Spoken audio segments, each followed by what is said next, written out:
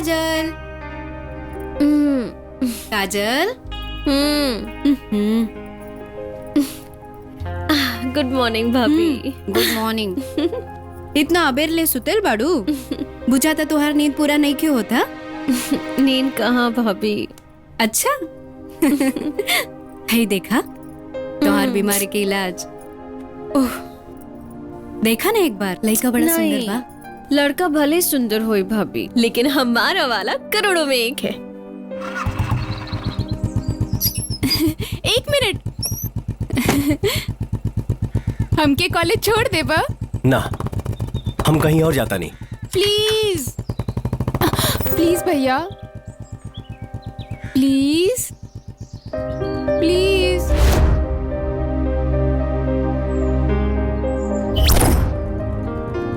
Please भैया, please please please please please please please.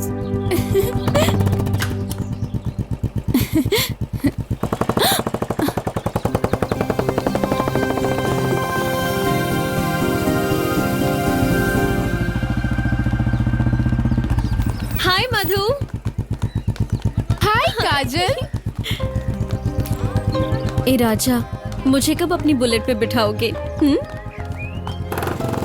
अरे सुनो ना भैया। अरे ए ये क्या था? तेरे भैया को मैं अपना सैया बनाना चाहती हूँ। वाह, तोहरा खातिर तो हमार जान हाजिर बा। अरे हमरा के अपन सैया बना ला। तू हाँ तो कह दा, तोहरा के पूरा शहर घुमा दे। अगली बार ऐसे जगह मारब। चला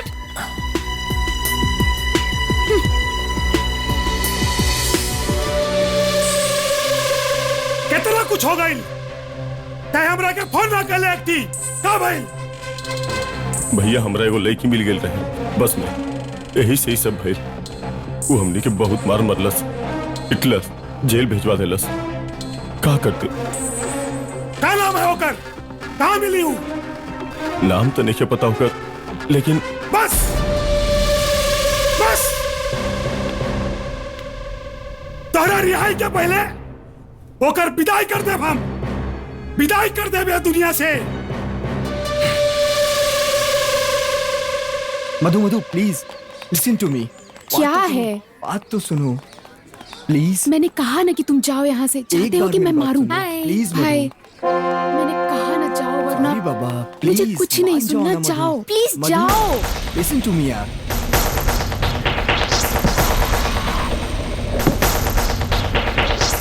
प्लीज मेरी बात समझने की कोशिश करो, छोड़ो मुझे।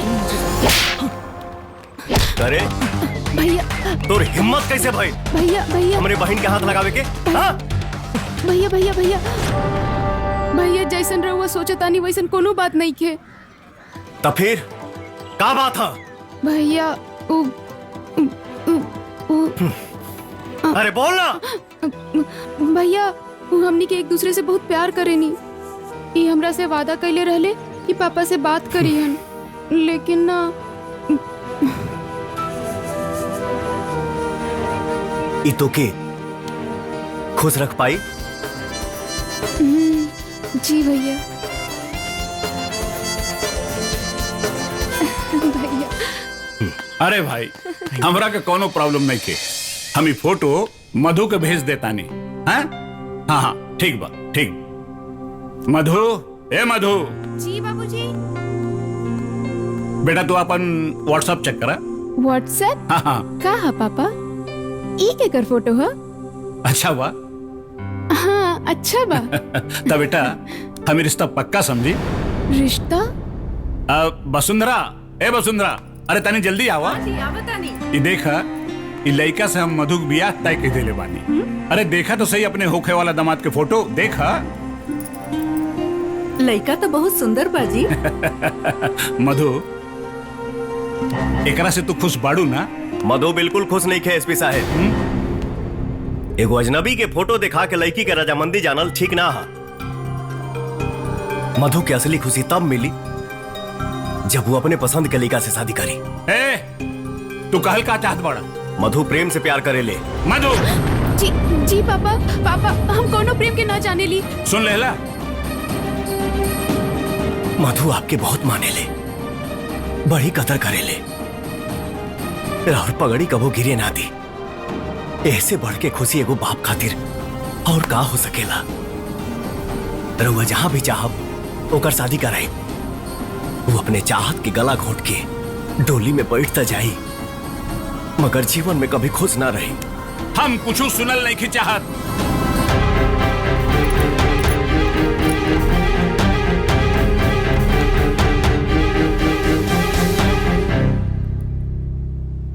बाबूजी, हे बाबूजी, अरे आप कम से कम हमारे बात पे भरोसा करें। लड़का अच्छा बा। हाँ, ठीक बा।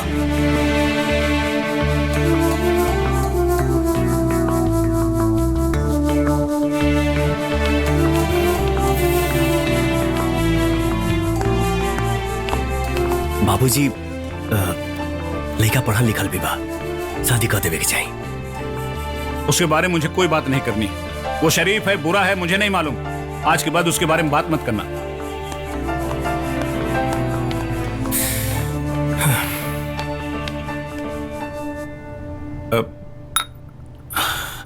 कौना भरोसा के साथ तू कह सकेला कि लइका हमरी मधु के खुश राखी? भरोसा तो इहो नहीं खे कि छोड़ल सांस वापस आई कि ना। और फैसला भी तो गलत हो सकेला।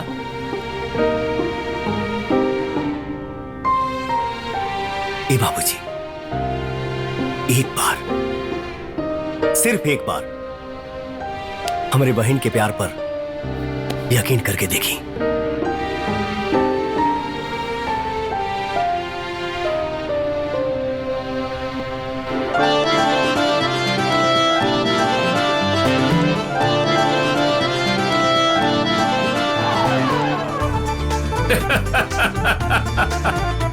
तो ठीक बा, हम ये दोनों ब्याह करे खातिर तैयार बा। हाँ।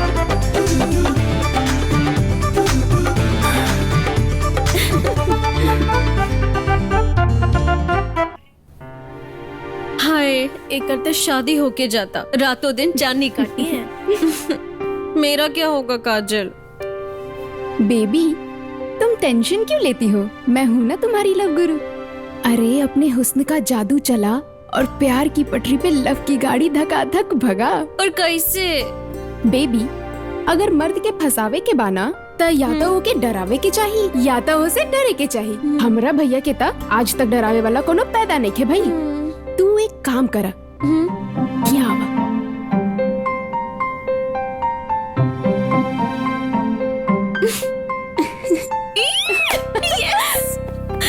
तो के पावे खातिर कुछ ना कुछ तो करी ही के पड़ी।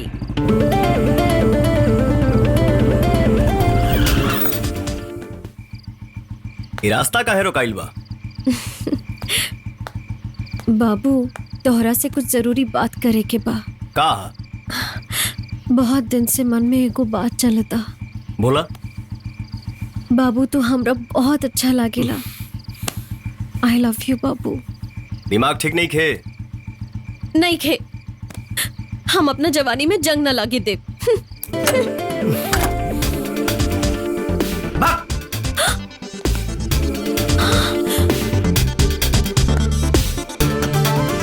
भैया, हमनी मॉल में बानी, जल्दी आओ ना प्लीज। ए, ये कैसा है? अच्छा है, ये वाला। अच्छा वो? है।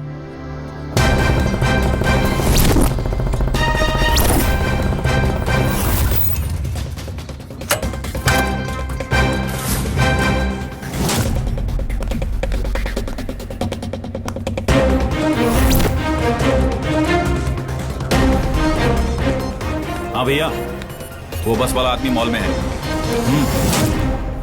अरे भैया, भैया इनका ऊपर ही कैसन लगी? बढ़िया, बहुत बढ़िया।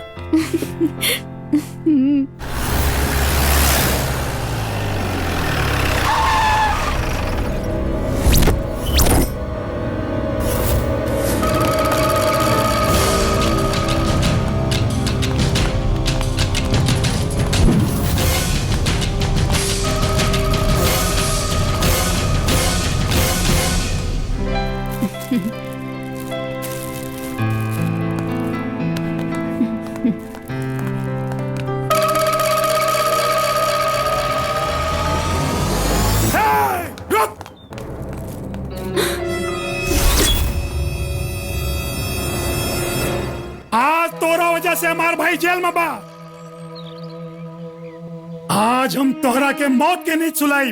और सुन, ये उम्र में हमार भाई अय्याशगिरी न करी तो का साधुगिरी करी। भैया बाबू बाबू और आज तोहरा के हम बताई कि अय्याशगिरी का होला। बाबू बाबू अरे नियन का शर्माता रे? भैया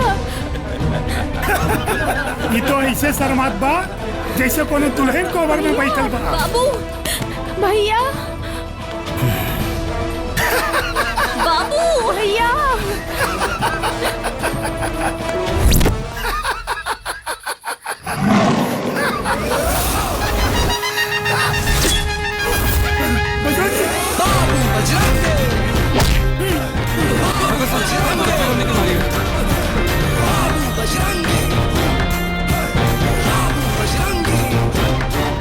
शेर अगर खामोश रहे तो एकर मतलब ही ना के शिकार कईल भूल गए।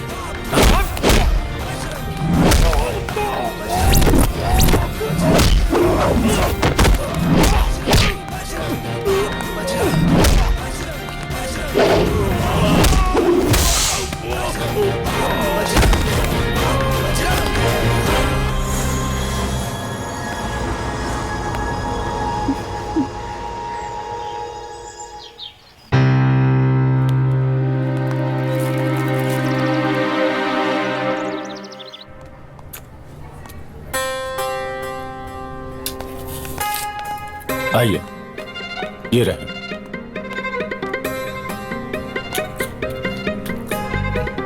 मारपीट कैसे हुई? किसने मारा तुम्हें? बताओ हमें। कौन था वो जिसने तुम्हें मारा?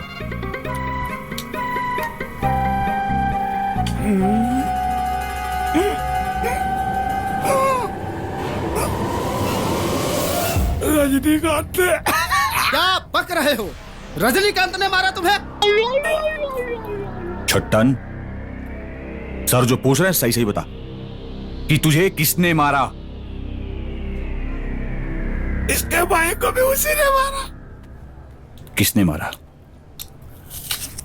रजनीकांत ने। लगता है पागल हो गया है।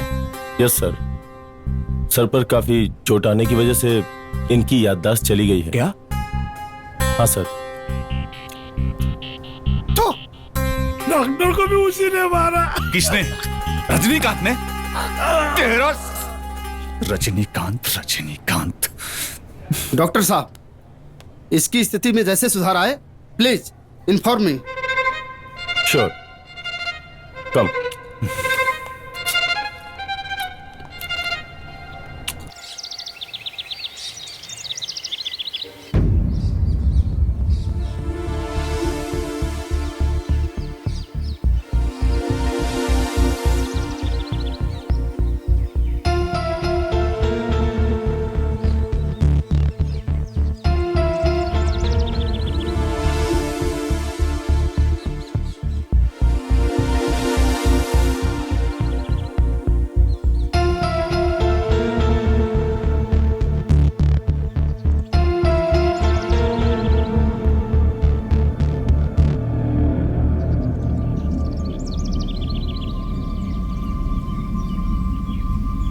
हरिओम हरिओम। जहां से साइंस सोचना बंद कर देता है वहां से अटल बाबा की सोच शुरू होती है। बताओ क्या समस्या है तुम्हारी? बाबा बाबा मेरे लवर से मेरा कनेक्शन भिड़वा दीजिए बाबा। बदले में आपके इस आश्रम को मैं 5 स्टार आश्रम में बदल दूंगी बाबा। डोंट वरी बच्ची, काम जरा मुश्किल है, कर पाओगी तो समाधान बताता हूँ। हाँ बाबा, मैं कुछ भी कर सकती हूँ। कुछ भी? कुछ भी। फिर नो टेंशन बच्ची, समस्या अनेक, समाधान बस एक। समस्या निवारण स्प्रे। बाबा इसे कहाँ लगाना होगा? अपना हेडफोन इधर लाओ। हाँ बाबा इली। हेडफोन नहीं, अपना कान इधर लाओ, कान। मैंने पहले ही कहा था मुश्किल है। कोई मुश्किल नहीं है बाबा, कोई मुश्किल नहीं है बाबा।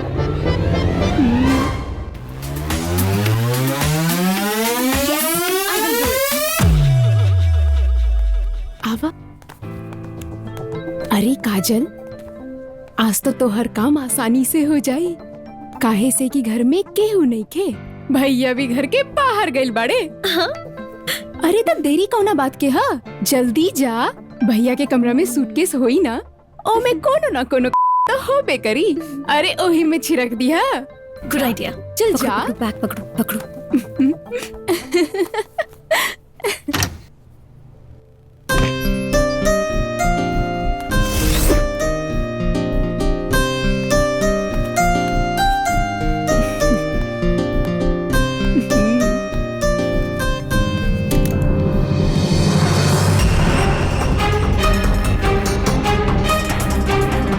अरे बाबू के बैग में रिवॉल्वर कैसे? काजल, का करत आड़ू? जल्दी आवा। हाँ हाँ आवतानी। काजल। हमारे बीच में माननीय कैबिनेट मंत्री भाई सईद आलम जी, हम नौजवानों किसानों के नेता मजदूरों के मसीहा माननीय सईद आलम जी हम लोगों के बीच में पधार रहे हैं। इनका जोरदार तालियों से स्वागत करके इन्हें इस सभा में सम्मानित किया जाए।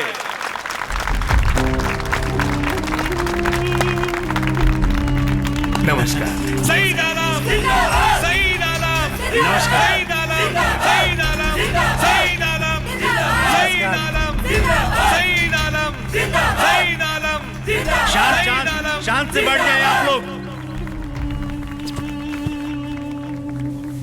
आप मंच पे बैठे सारे गणमान्य लोग, भाइयों, माताओं और बहनों, आप तमाम लोगों का तहे दिल से इस्तकबाल करता हूं और स्वागत करता हूं। मैं यहां कुछ वादा करने नहीं, बल्कि एक छोटी सी कोशिश करने आया हूं, क्योंकि कोशिशें अक्सर कामयाब होती हैं और वायदे अक्सर टूट जाया करते हैं।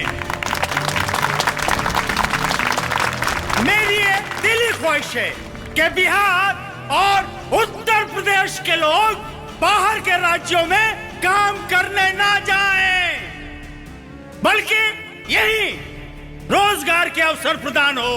बाकी हमारी कोशिश है कि लोग यही रोजगार करें और यही रहें, और बाहर के राज्यों से लोग यहाँ काम करने आए। आप सबसे मैं आखिर में बस यही एक गुजारिश अदब के साथ अपनी बातें खत्म करना चाहता हूँ कि सब संभव होता है जब इच्छा निश्चय में बदलती है। फूल अगर संकल्प करे तो कांटों से राह निकलती है। सईद आलम, सईद आलम, सईद भारत, जय हिंद, जय बिहार।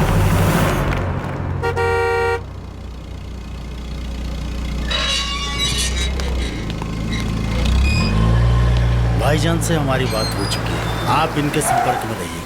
आपका सारा माल नेपाल के रास्ते सही सलामत पहुंच जाएगा। बस ईमान खराब मत कीजिएगा, वरना अंजाम भुगतने को तैयार रहिएगा। सलाम। इनका काम करा देना और ध्यान रखना कि हाँ। जय हिंद सर। अरे जय हिंद। कैसे आना हुआ? सर, मुझे इन्फॉर्मेशन मिली है कि आपकी जान को खतरा है। सर, मेरी इन्फॉर्मेशन 100% सही है। देखो सिंह, ऐसा कुछ भी नहीं हो सकता है, और हाँ, मेरे से खतरा जरूर अपोजिशन वालों को होगा। सर, आपकी जान की हिफाजत करना हमारी जिम्मेदारी है। मैं आपकी सुरक्षा में 10 हवलदार तैनात कर देता हूँ, जो आपकी जान की हिफाजत करेंगे। अब जैसी आपकी इच्छा एसपी साहब। चलता हूँ सर। अरे चाय वाय तो पीजिए। थैंक यू सर, फिर दोबारा कभी। एसपी साहब बचाए। अब साला मुझे किसका डर है? मंगल मांगले शिवे सर्वार्थ साधिके शरणे त्र्यंबके गौरी नारायणी नमोस्तुते। ओम मंगलम भगवान विष्णु मंगलम गरुड़ध्वज मंगलम पुंडरीकाक्षाय मंगलाय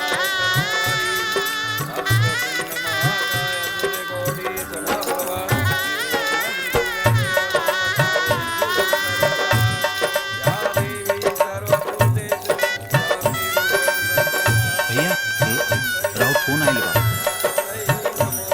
आई भैया।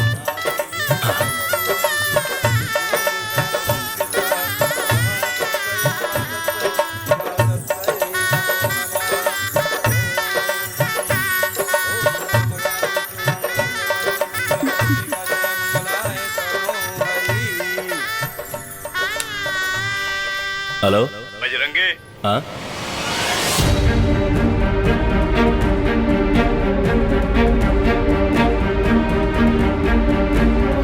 खुश रहो बेटा, खुश रहो। खुश रहो बेटा। हैं? एक मिनट हटा। क्या बात है इंस्पेक्टर? सर, जो आपके घर में लड़का रह रहा हाँ, है हाँ। वो बाबू नहीं, एक मोस्ट वांटेड मुजरिम है जिसे पुलिस तलाश रही है।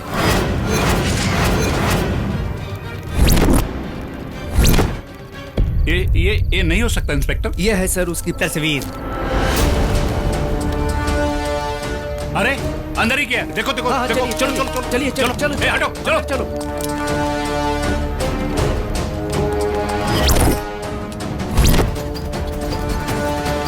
कुछ लोग इधर जाओ, कुछ लोग उधर जाओ, चारों तरफ छान मारो। Hello control room. यस सर। शहर के सारे रास्ते, सारे नाकों पर नाकाबंदी कर दो, अपराधी भागने न पाए। जी सर, अभी करता हूँ। यस ओके सर। ओके।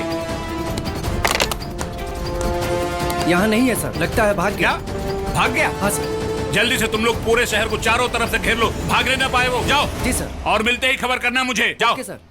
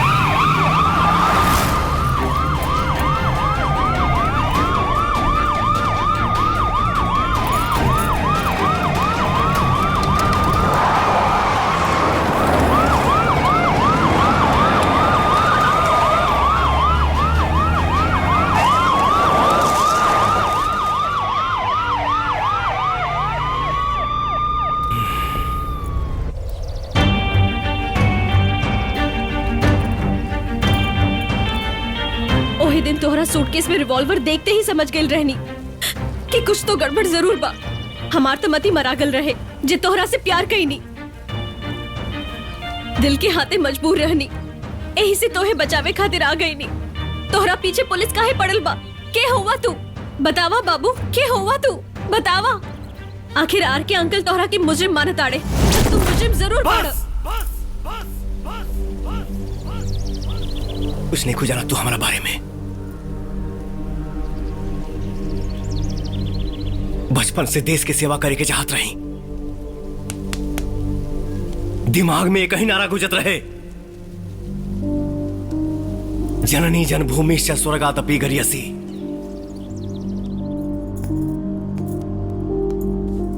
अच्छा बच्चों, ये बताओ कि आप लोग पढ़ लिख कर भविष्य में क्या बनना चाहते हो?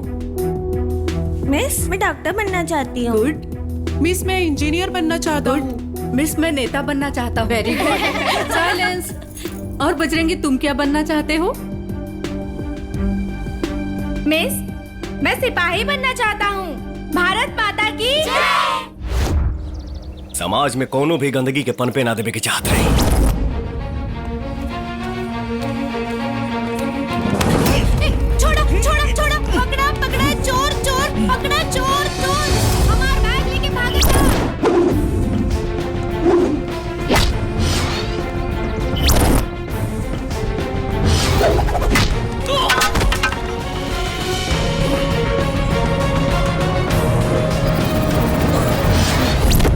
पुलिस के रहते चोरी कब्बो ना। का जानल चाहता रू? हाँ, हम हूँ एगो सिपाही बन के देश के सेवा करे के चाहत रही। वो दिन के बाद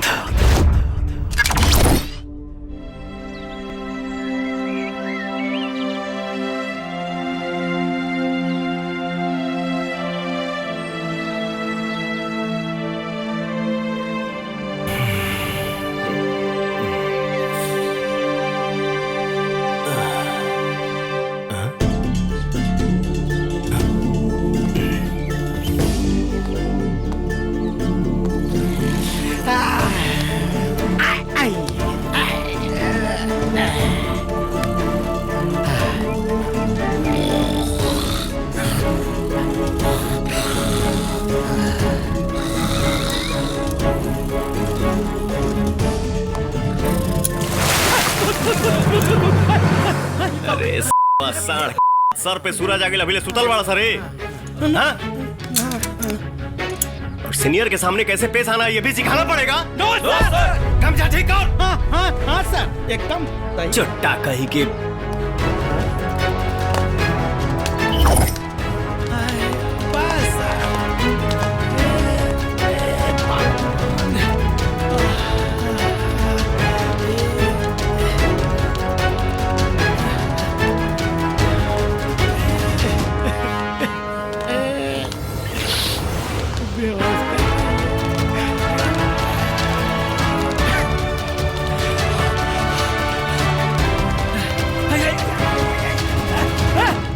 भैया लागत जो तेल निकलिए छोड़िए। का भइल? राहत ना यार, ना तो पेट के अतरिया मुंह से बाहर आ जाए। चलो यार तू एक दो चक्कर लगा ले, हम तब तक दम मार ले। लौटा जी भैया। नो बकवास। ओके सर।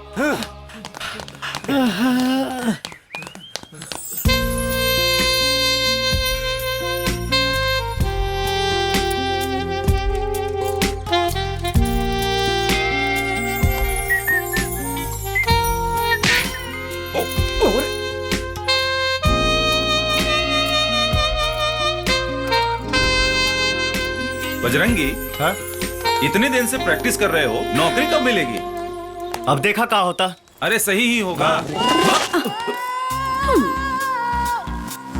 तनी सुना, ये हमार प्यार करे के समय बा। भाई पहले इनकी नौकरी कर लो, मैं तो चला।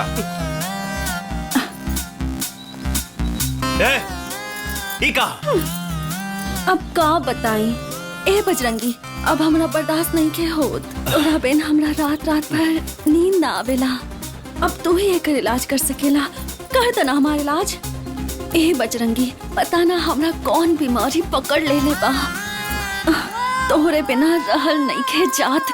अपना बाबूजी से कहो कि खूंटा में बंधवा दे।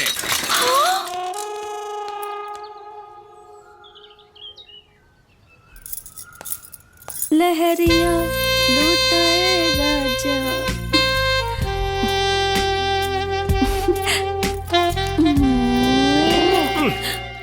ई का हो? तोरा बाबूजी के शर्त याद नहीं खे का? हाँ? नहीं खे याद तो हम याद दिलाओ था। खाली बात से पेट ना भरेला, पेट भरे खातिर पैसा चाहिए पैसा।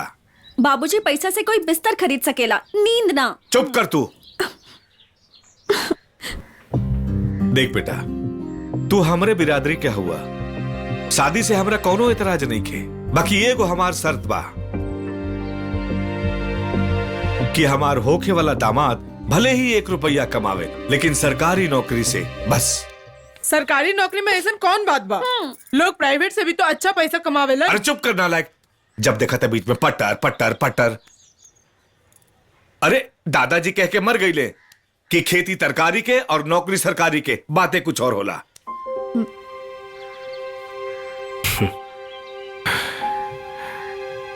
दादाजी तो बोल के मर गईले और यहाँ हमार जवानी जियान होके पे लागल बा। ते का बुदबुदावत रे? कुछो ना। ठीक बा। वैसे भी हमार सपना बा पुलिस बने के, भारत माई के सेवा करे के। अब पुलिस बनला के बाद ही पायल के हाथ मांगे रहुआ चौकट पे आई। प्रणाम। बजरंगी, जब तक पुलिस ना बन जाए तब तक नो लव नो रोमांस।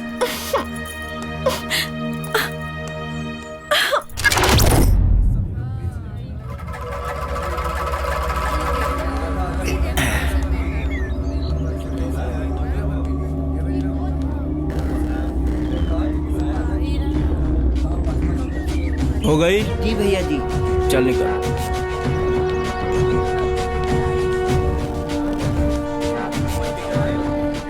हाँ मुरली, राजेश सेठ के तो माल चल गई, अब एक उठे लगा के छोड़ दिया होगा। काहे कोनो दिक्कत नहीं ना बा? ना ना देख लिए तू एक एक से साइन कराओ तरह। हाँ हाँ अंगूठा मरवाल भूल है मत। चलाओ अंगूठा लगाओ लोगिन। ये भैया देखा, सबसे फिर अंगूठा लगवा था, लागत है फिर आज गेहूं चाउर न दी। चलो अंगूठा लगाओ। राशन दा राशन खत्म हो गई, चलो अंगूठा लगाओ। राशन आइल बा तो राशन कैसे खत्म हो तू गई? जानता रह, राशन खत्म हो गई बा, चलो अंगूठा लगाओ। ना लगाई, पहले राशन दे। समझ में नहीं खे आवत तोरा, चलो अंगूठा लगाओ। ए बड़ो का रे, मुरलिया के बात तोरा समझ में नहीं आवत। बाके तू ठीक नहीं क्या करब, जब राशन आइल बा तो राशन कैसे खत्म हो गई? ए बड़ो काहे वक्त से पहले अपना मौत के बुलावा तड़ा। मुरलिया बात से समझावता समझ जो, ना तो लात से समझाई। गरीब ऐसा है के तू लात मरवा, तोरा का लगत बाकी तोरा सबक सिखावला क्यों नहीं खे? क्या करा के बोले भी? कोनो गुंडा के, पुलिस के कि कोनो नेता के? ना ना गुंडा, ना नेता, ना पुलिस, गरीबन के मसीहा, धर्म सम्राट, भारत माँ के बेटा के बुलाई। चल बोला बोला।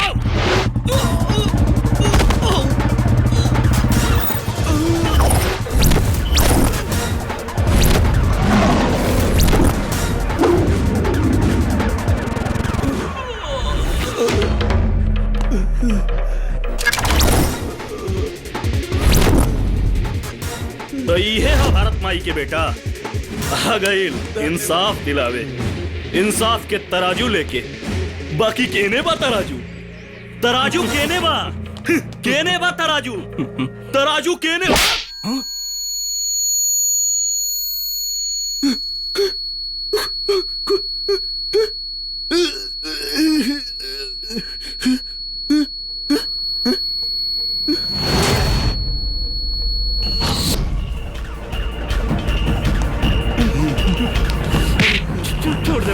तराजू पता चल गई। छोड़ दे।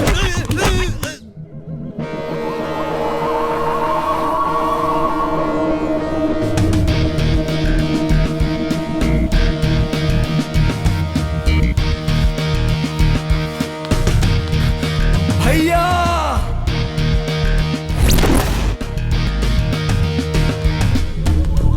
बाकी भैया के सिपाही लोग थाने ले गए हैं।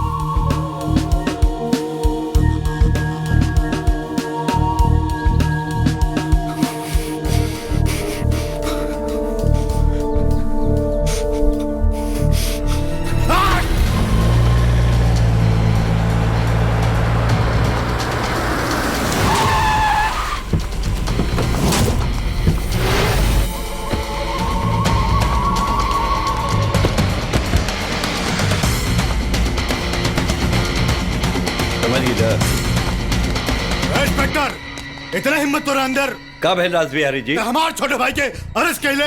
का राज बिहारी जी, हम राहुल भाई के कहा अरेस्ट करा? झूठ मत बोल, राज बिहारी से झूठ मत बोल। देखिए राज बिहारी जी, देख इंस्पेक्टर, जल्दी से जल्दी हमारे भाई छूट जाके चाहिए, न तो हमसे बुरा क्यों ना होई। अरे पहले पकड़ब तब न छोड़ब, और हम राहुल भाई के काहे पकड़ब? सर हमरा लगा था उनका सरकारी पुलिस ना प्राइवेट पुलिस उठा के ले गई बा। Private police? Private police? अरे हाँ, वो है बजरंगी सिंह उर्फ सिपाही सिंह। अरे तो कहाँ मिली वो सिपाही?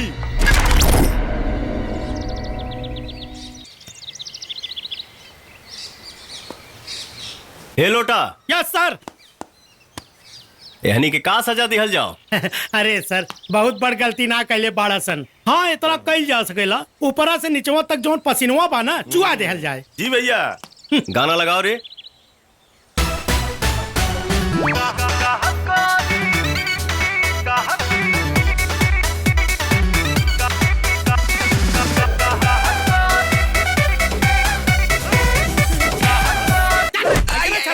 ना छलका दो ना कुछ। चल चल तू नाच के बताओ। यस सर। दिलवा में जगह दे दो, दिलवा में जगह दे दो, कहाँ कोरी गोद करिया। ए बाके, अभी तोर बारी बा, चल नाच। तू हमरो भाई के जानत नहीं रे सिपाही। ए लोटा। क्या सर? तनी डंडवा देता भाई। चाहत नाच दे भाई, न तो मार के तो पिछुड़ा फुलाई देले बड़ा सा। नाचा तनी भैया नाचा तनी।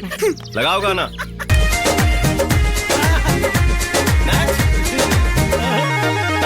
जब मैं आई सुहाग वाली रात रे, उसने चुम्मा से किया शुरुआत रे। जब मैं आई सुहाग वाली रात रे, उसने चुम्मा से किया शुरुआत। पहले घूंघटा उठाया फिर बेड पे बंद कर।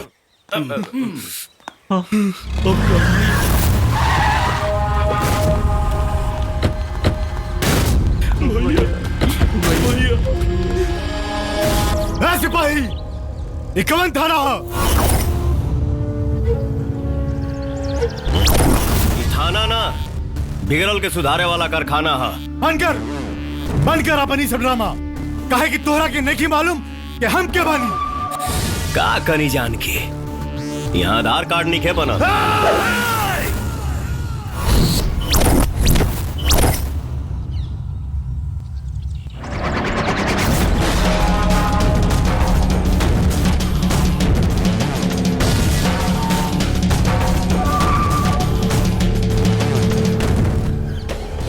कान ठीक बा हमार, लेकिन दिमाग अक्सर खराब हो जाला।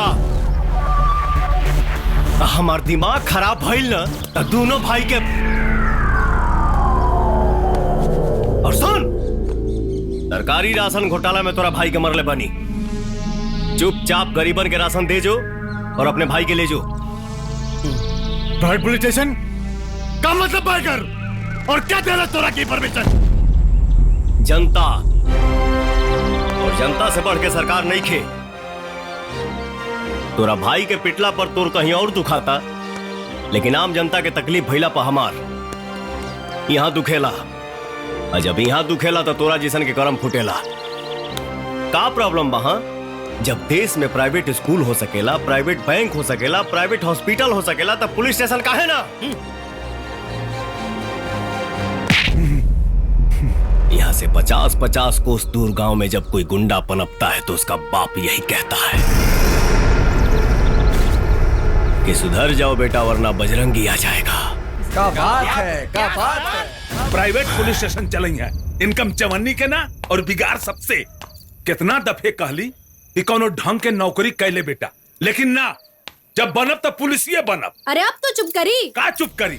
हमरे चुपे रहे के सब नतीजा बा। आज तोहार लायक लड़का का कैले बा तो के पता बा? हम बताओ तानी। हम रास बिहारी से बदतमीजी कैलस और उनकरा भाई के भी पिटलस। अब वो का करी है रामा जाने। का करी है? हाँ चुप कर, नालायक कहीं के।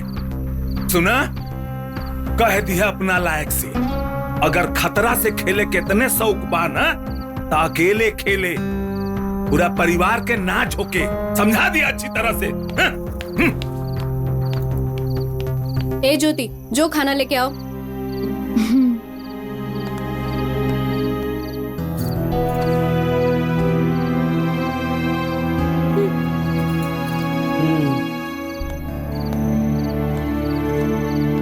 क्या?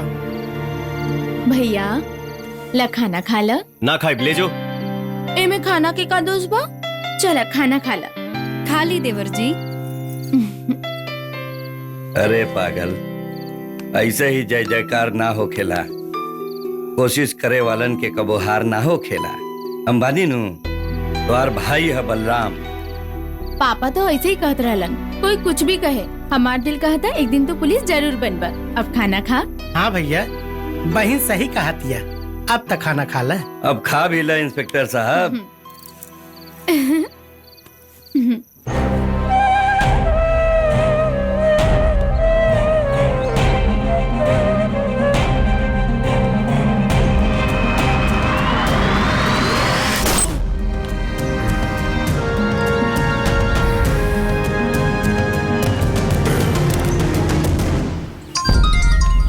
अस्सलाम वालेकुम भाईजान। भाईजान से अभी बात करवाता हूँ। भाईजान, हिंदुस्तान से आलम का फोन है। कहिए। कोई डिस्टरबेंस तो नहीं हो रही है ना खान साहब? डिस्टर्ब हम आपसे नहीं, आपके सीएम से हैं। क्यों, क्या हुआ? आजकल आपके चीफ मिनिस्टर कुछ ज्यादा ही धार्मिक हो रहे हैं। हम आ रहे हैं हिंदुस्तान, उसे धर्म का सबक पढ़ाने। जरूर हुजूर जरूर, हमें आपका बेसब्री से इंतजार रहेगा। हमारा मिशन हिंदुस्तान की हर रियासत पर अपनी हुकूमत जमाना है, और इस बात का आगाज हम आपकी रियासत से करेंगे। इस बार के चुनाव में हम चाहते हैं कि आप सीएम की कुर्सी पर बैठे। आमीन। आप हमें हुक्मरान में सहयोग कीजिए, बदले में आपको खेलने के लिए पूरा मुल्क दे दूंगा। सुभान अल्लाह मियां, सुभान अल्लाह। आप बस देखते जाइए।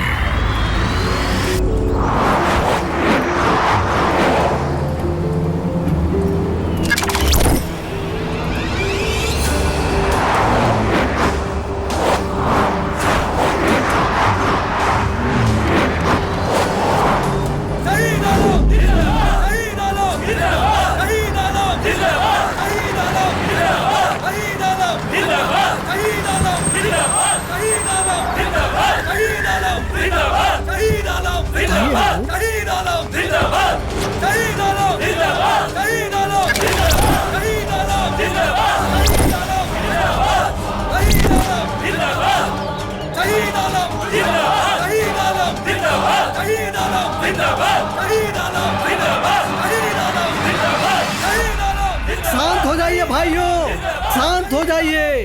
लो आ गए। कुछ लोगों के कुंडली में हार होती है, लेकिन वो लोग जीत के हसीन सपने देखना बंद नहीं करते। जी, अरे इन्हें तो शर्म भी नहीं आती। इतनी बार चुनाव हारने के बाद भी अगर मैं होता तो आत्महत्या कर लेता।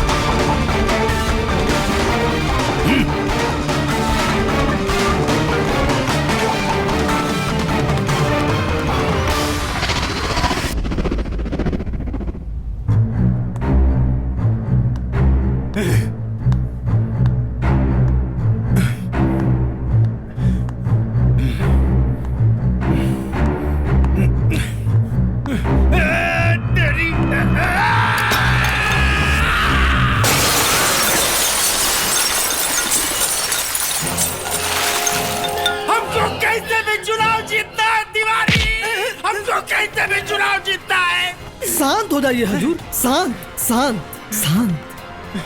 हजूर, अगर आप अकबर बादशाह हैं तो मैं भी आपका बीरबल हूँ हजूर, और इस बार का चुनाव सिर्फ और सिर्फ आप ही जीतेंगे। वो कैसे? वो कैसे? अरे वो कैसे?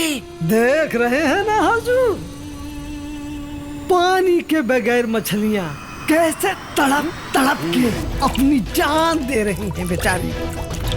ठीक उसी तरह से विरोधी पार्टी के नेता को अब कमजोर करना होगा, और दिग्विजय सिंह की सारी ताकत यहाँ के जो तमाम छोटे बड़े गुंडे हैं जो चुनाव के लिए फंड इकट्ठा करते हैं हजूर, और फंड नेता के लिए ऑक्सीजन का काम करता है, ऑक्सीजन का।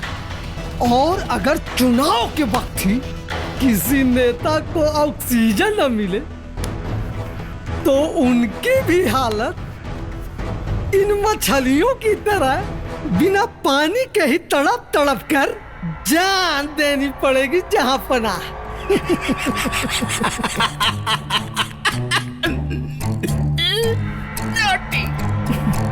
ऐसे ही तुम्हें हम काम पर नहीं लगाया टंटन तिवारी जी।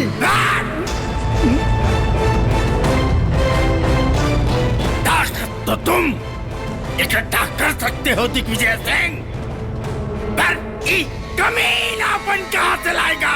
कमीलापन हाँ?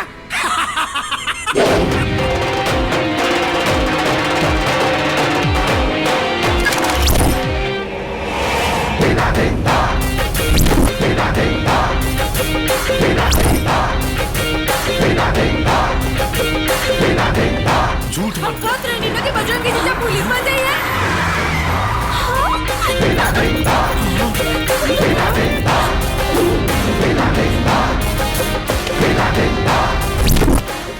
ये ना हो सकेला। अरे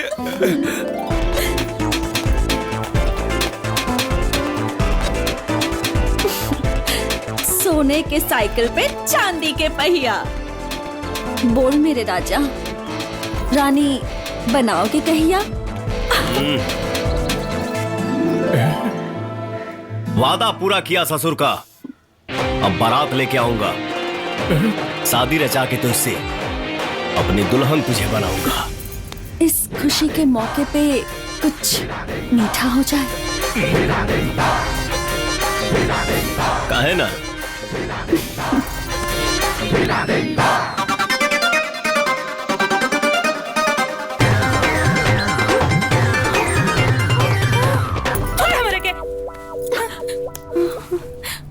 लॉलीपॉप समझ के चूस देबे का हमरा के? लाज शरम कुल धोके पी गइल पियाई लड़की। हे भगवान, हमरा एकरा लक्षण कुछ ठीक नहीं लागत। अभी ये भैया से कहतानी तोर मांग टिकवाए के पड़ी। भगवान, बुआ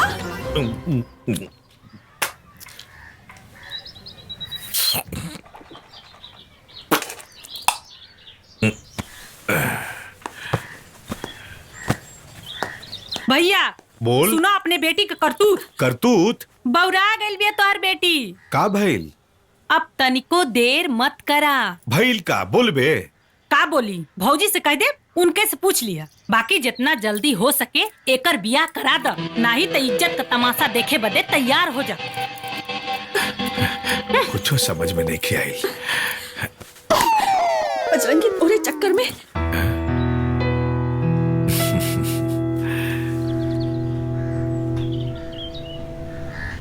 बेटा, बेटी के शादी में जरूर रही है लोगन।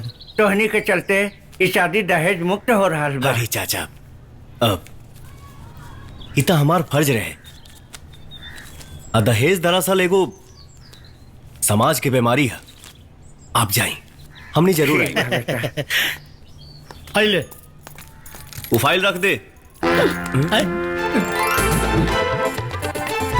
हमके कंप्लेन करे के बा। कहीं ना का चोरी भइल बा?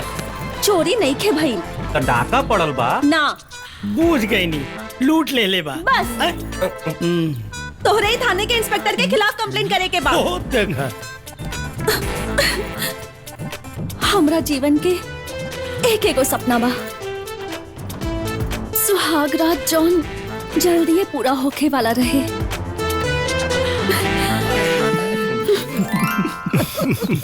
लेकिन तोहारे इंस्पेक्टर के वजह से आज लेना पूरा भइल।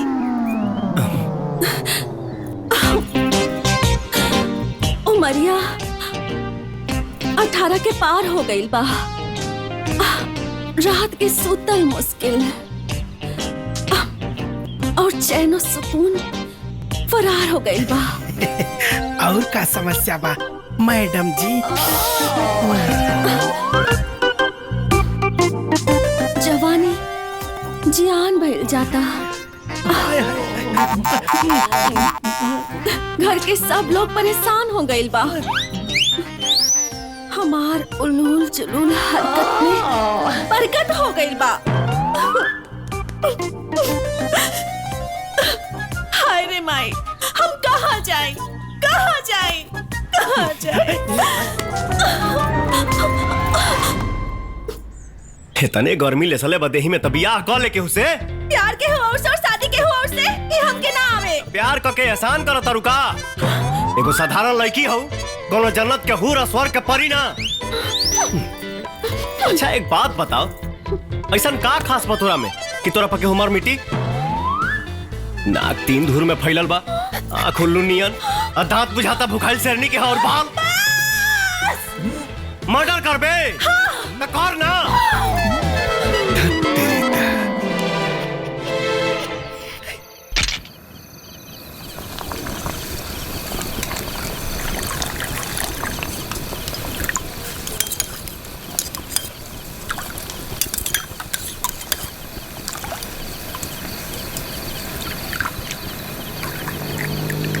ले आओ चाय रे पिया। दो भाई चाय दो, लाओ भाई हम भी चाय पिया। हम पिए माथा पीला। ताक दे बेका। आई ला दे। इतना गरम गरम।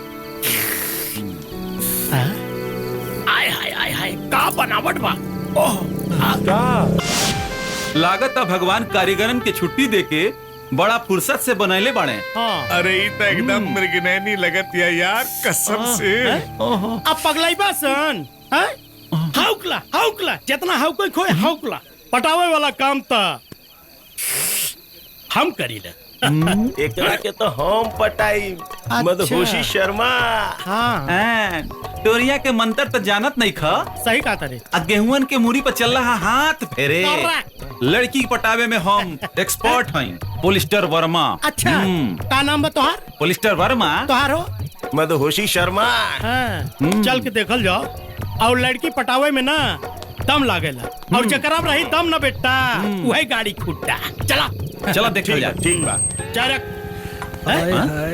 कल नहीं के है रे वो? देखल जाए। यहाँ लड़की छेड़ रहा है, देखता नहीं चौकीदार और होमगार्ड और हम हवलदार। निकल बेटा। कबूतरा आओ मैडम, ई लाली लिपस्टिक लगा के सज सवर के चलबू ना तो आजकल का है ना कि मर्दन के नियत खराब हो जाना, बुझलू ना? हमरा के नजदीक रखल करा तहारी कमसीन और नाजुक त्वचा के खरोंच तक केहू आँख भी ना उठा पाई। 100%। हम तो कहतानी कि हमरा के बॉडीगार्ड रखला 24 घंटा बिना पगार पानी के लेफ्ट। हेलो, ज्यादा ओवर स्मार्ट मत बन। अगर तुम लोगों की जगह मेरा भाई भी होता तो वो भी यही करता जो तुम लोग कर रहे हो, समझे ना? और वैसे भी तुम लोग मेरे भाई जैसे हो। भाई बस गलत जगह सेटिंग लगाओ। बड़ा हिल रे। हेलो पूनम, कैसी हो? हाय। हाय। अरे कब से खड़ी हो यहाँ पर तुम? काफी देर से खड़ी हूँ। कितने दिनों से मैं तुम्हें कॉल कर रहा था और तुम आज आई हो। अरे कम से कम फोन तो उठा लिया करो। अरे क्या छोड़ो यार। हेलो, ये मेरा लवर है। हाँ। हमनी के कवर ई कैसन इंसाफ हो?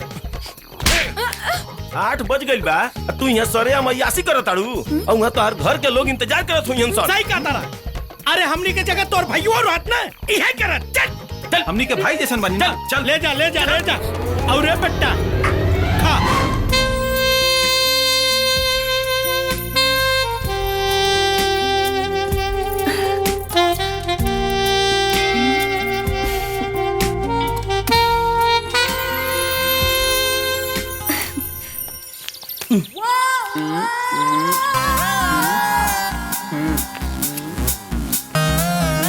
इल्ला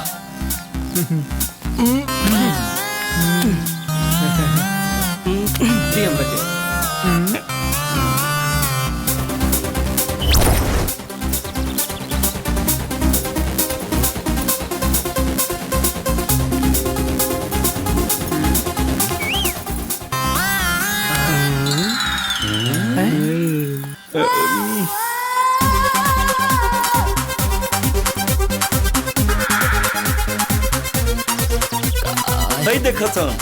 अरे जन धन के योजना में जब 15 लाख मिली तब नू सामने 1 करोड़ के बेरर चेक हमनी के सामने भी आ।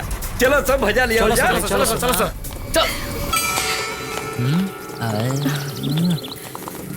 हाय देखी बड़ा कोमल बड़ू।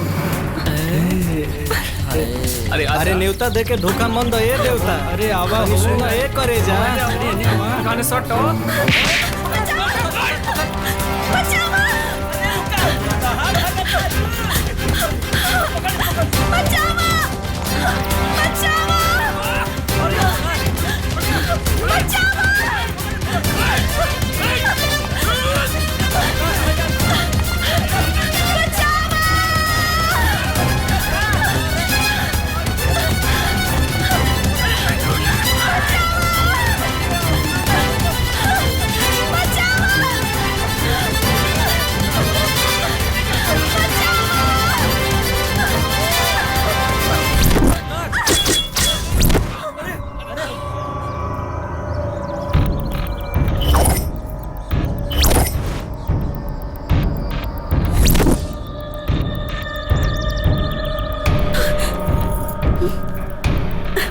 हमरा में जरूर कोनो खास बात बा, ना तो एकनी के हमरा पीछे ना पड़ते सन। बुझला? ए लवली, चलो दिखा दे लू, फिल्मों कब दिखाईबू? ए, लड़के लेके आवा।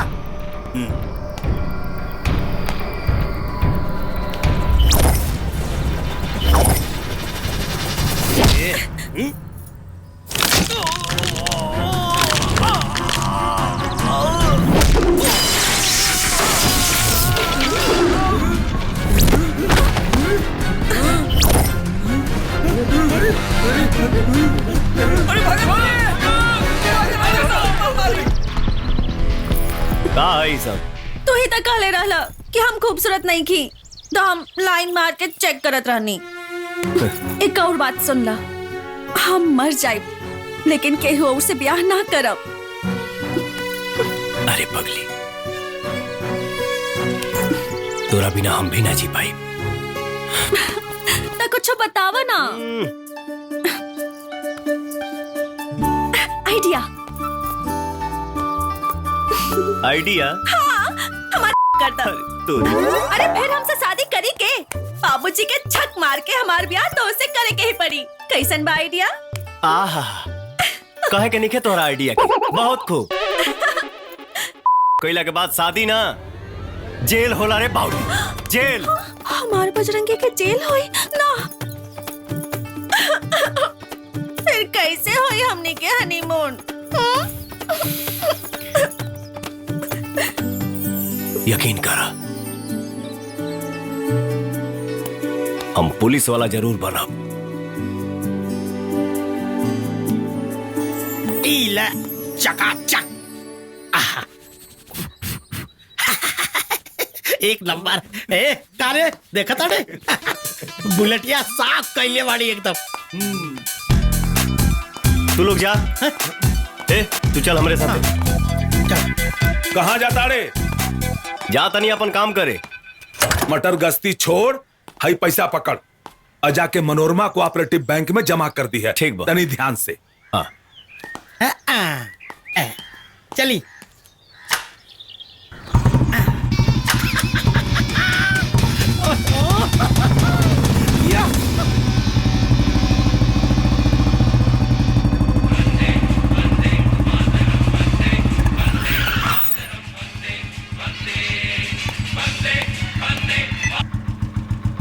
हेलो भैया, थाना में आपसे क्यों मिले आइल बा? अच्छा, लोटा जी भैया। तू जा थाना। ओके।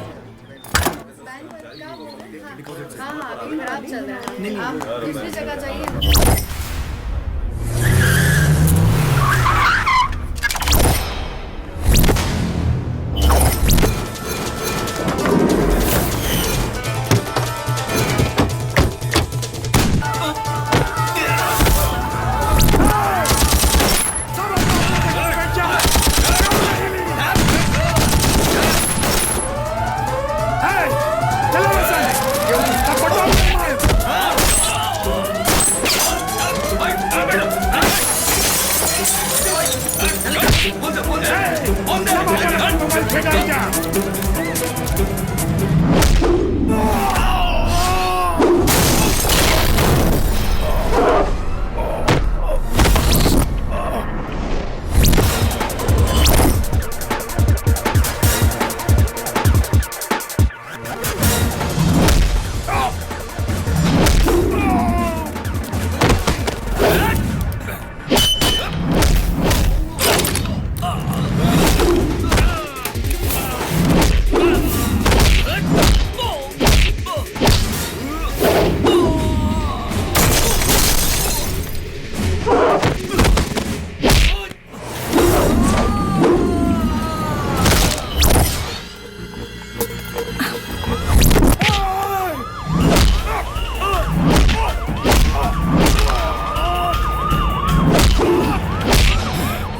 ये बैंक नहीं, आम जनता का विश्वास है। जिसे तू लूटने आया था वो पैसा नहीं, किसी गरीब किसान के खून पसीने की कमाई है। इन पैसों से किसी को अपनी बेटी बहन की शादी करनी है, तो किसी को अपने बच्चों को अच्छी शिक्षा देनी है, किसी को अपने माँ का इलाज करना है। इन पैसों को लूटेगा। तू जानता नहीं मुझे। कमान फास्ट। तुझे जानने में मुझे कोई दिलचस्पी नहीं, और मुझसे दोबारा मिलने की इच्छा मत रखना, नहीं तो इतना फाड़ूंगा कि ना ही तुम्हारी मर्दों में गिनती होगी ना ही।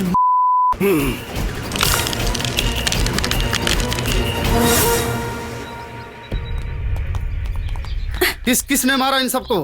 अरे किस किसने नहीं सर, अकेले बजरंगी ने मारा सबको। क्या? हाँ। हवलदार सबको अरेस्ट कर दी। Good, very good gentleman. क्या करते हो? कुछ खास नहीं सर। सर पुलिस वाला बनने के चाहत आड़े रवा कुछ कर सके नहीं का इनकरा खातिर सर प्लीज। ओके, कल हमारे ऑफिस में आकर मिलो। कमान मलिक। चलो बाबूजी के लगे, चलो चलो।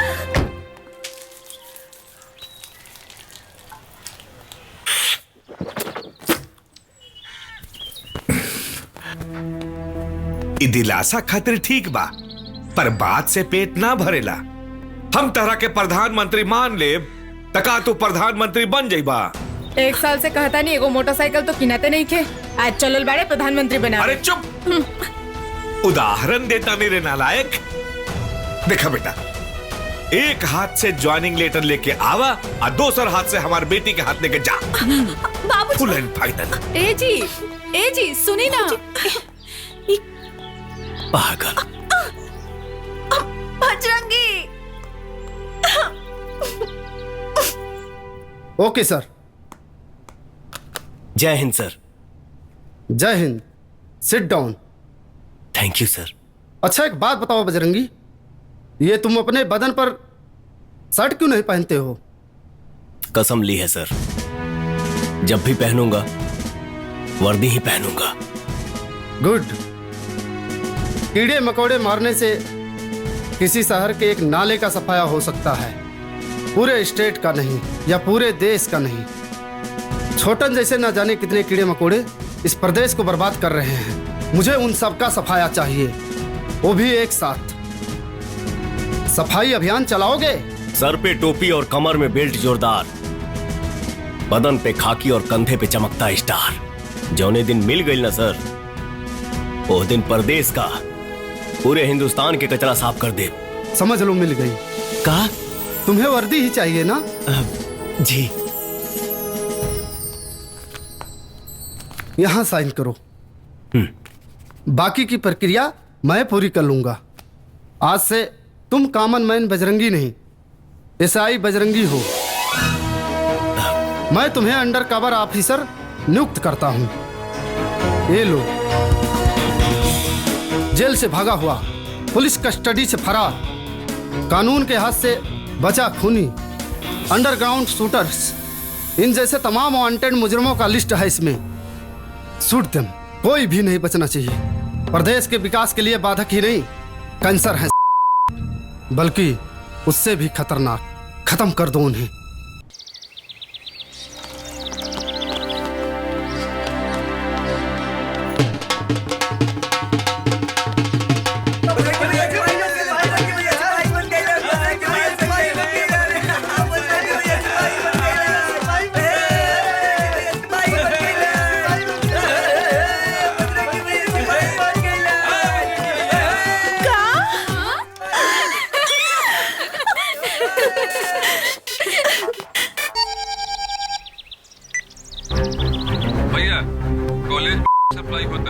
जल्दी आई जल्दी। अच्छा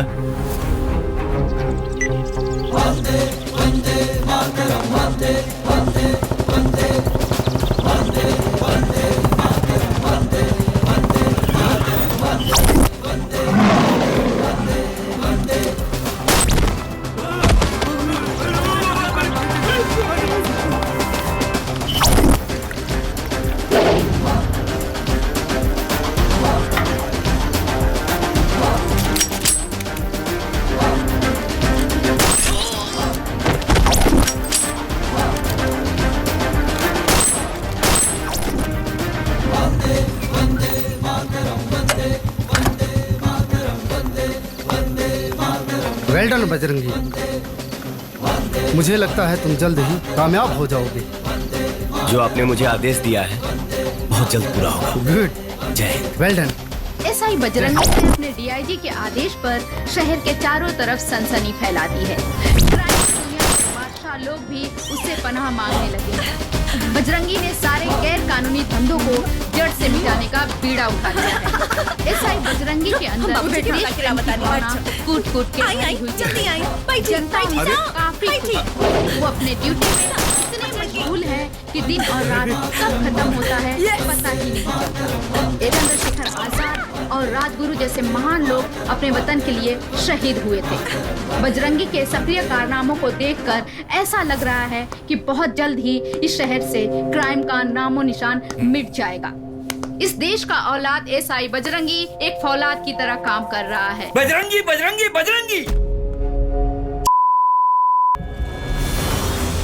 फौलाद की औलाद है, उसे किसी भी कीमत पर इस बार खरीदना पड़ेगा, वरना इस चुनाव में लंगोट भी बेचना पड़ेगा। सूत्रों के मुताबिक पता चला है कि दिग्विजय सिंह के कई गोरख धंधों का एसआई बजरंगी ने पर्दाफाश किया है, जिसमें कई लोगों की गिरफ्तारी भी हुई है। अभी अभी हमारे संवाददाता ने बताया कि बिहार में क्राइम का स्तर काफी गिर गया है, लोग राहत की सांस लेने लग गए हैं। बजरंगी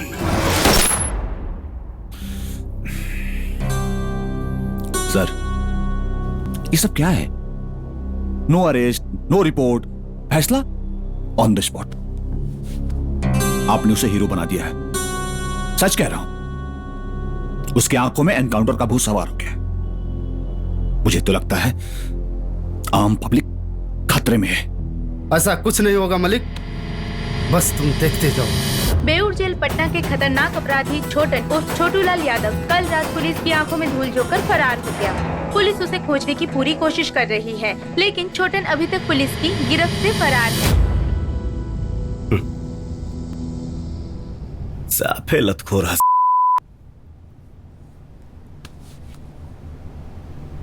हाँ लोटा। जी भैया बोली। छोटन कहाँ मिली?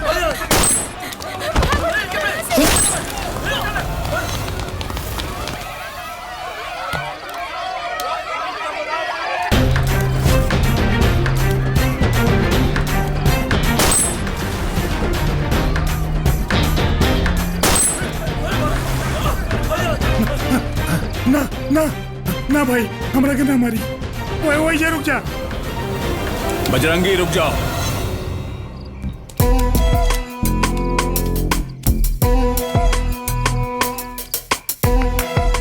सर, रहुआ नहीं जानत इस समाज खातिर कितना घातक बा। डिपार्टमेंट में नया नया आयल बड़े और हमारा के तो से ढेर पता बा के कहा जितना कहल जाए उतने कर। एकरा के मार के बड़का हीरो बने का कोशिश मत कर। रहुए मार दी और बन जाए हीरो। हमके समाज के फिक्र बा, आपन ना। शूट करी। अगलो मत। सरेंडर कई अपराधी के मारा गुनाह। हम सरेंडर करने के तैयार नहीं। गिरफ्तार कर लगे जेल ले चला। ना, ना। कुछ ना तरह के अंबानी ना। रहुआ हमारा अपन समय जियान करत नहीं। इस समय करा से हमनी के बतियावे के ना यमराज से मिले के हा मारे दी। Stop stop. Do you know who I M? Police वाला बाड़े, पुलिस जैसन पेशा, हीरो बनने का कोशिश मत कर। हमारा नजर में हर पुलिस वाला हीरो है। हमें के जिंदा ना ले जाए दे यहां से।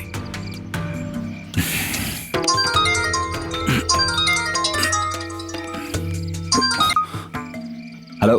हेलो। जय हिंद सर। जय हिंद। क्या प्रॉब्लम है मलिक? सर लीजिए, बजरंगी से खुद बात कर लीजिए।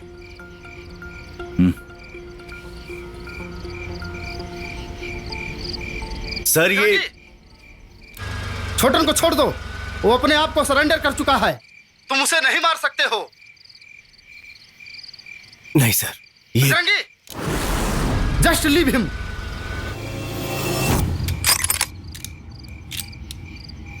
ओके सर।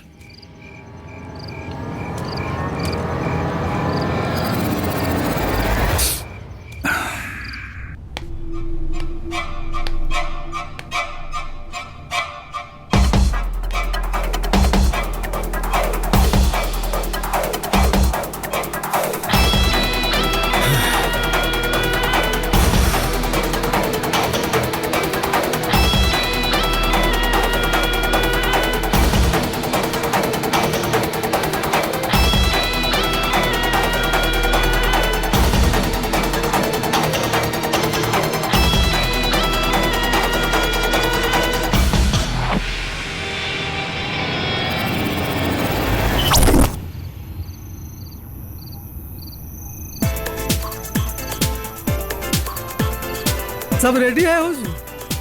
Happy birthday to you, happy birthday to you, happy birthday my dear नेताजी।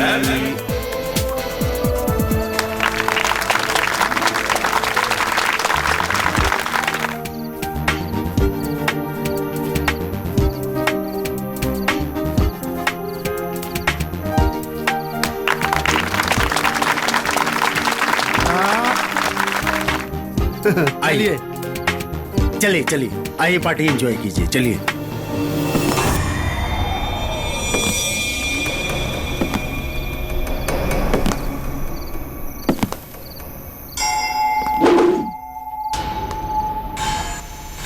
आओ इंस्पेक्टर आओ, बहुत नाम सुना है तुम्हारा। सुने हैं कि बिहार के सारा गुंडागर्दी बस एक महीना में खत्म कर दिए। अरे वाह साहब वाह, कमाल। आपने अब तक जो भी देखा महज एक झांकी है, पिक्चर तो अभी बाकी है। क्या मतलब? सॉरी, हम तरह और जन्मदिन के बधाई देवे के ही भुला गई नहीं। हैप्पी बर्थडे सर। अरे thank you thank you thank you. ये बर्थडे के जितना यादगार बनावे के बना ली, शायद अगला बर्थडे राउर किस्मत में ना हो। इंस्पेक्टर, क्या हुआ? क्या हुआ? समझाओ इसको। ज्यादा आंख मत दिखाओ, आंख मत दिखाओ। आंख कमजोर और लाचार लोग दिखाते हैं मंत्री जी, हम लोगों की उनकी औकात दिखाते हैं। ये क्या बदतमीजी है बजरंगी? इस हनुमान ने सिर्फ अशोक वाटिका उखाड़ा है, अभी लंका दहन बाकी है, और इस लंका का रावण दिग्विजय सिंह नहीं, तू है बजरंगी।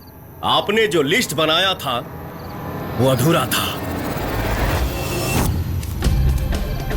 ये रहा पूरा लिस्ट। लगता है ईमानदारी से आपने लिस्ट बनाया नहीं था। हर सांप्रदायिक हमले के पीछे तुम्हारा हाथ रहता है, चाहे वो मुजफ्फरपुर दंगा हो, भागलपुर दंगा या गया पटना बम ब्लास्ट। लेकिन अब नहीं।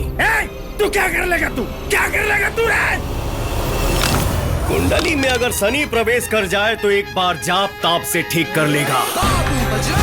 मुझे आवाहन मत कर, मैं आऊंगा तो जान लेकर जाऊंगा। पूरा गांव नहीं, कस्बा नहीं, शहर नहीं, पूरा राज्य हमारे कंट्रोल में है। माना कि पूरा राज्य तेरे कंट्रोल में है, लेकिन बजरंगी हमेशा आउट ऑफ कंट्रोल रहता है।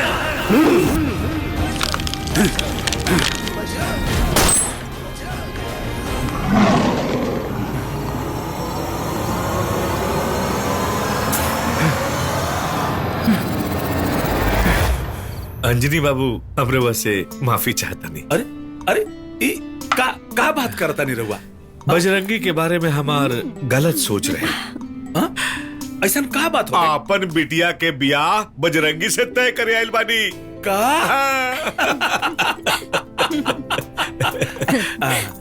प्रणाम भौजी। ले मिठाई खाई। मुंह भर कर बधाई हो। अरे पायल, बारात आ गइल बा, अभी ले तू तैयार ना भेलू का? ब्याह करे के मन ना बका? अरे तू का कहताड़ू बुआ, हम तो पैदे भइल बानी शादी खातिर। बिना सुहागरात मनवले मरे वाला नहीं की हम। कुछ हो बोले ले लड़की। अरे पागल, तू तैयार हो जा, हम बाहर व्यवस्था देख के आओ तानी। चला हमू आवतानी। पगली कहीं की। वक्रतुंड महाकाय सूर्यकोटि समप्रभ निर्विघ्नं कुरु मे देव सर्वकारेषु सर्वदा। अब कन्या को बुलाया जाए। हाँ, लेके आओ तनी।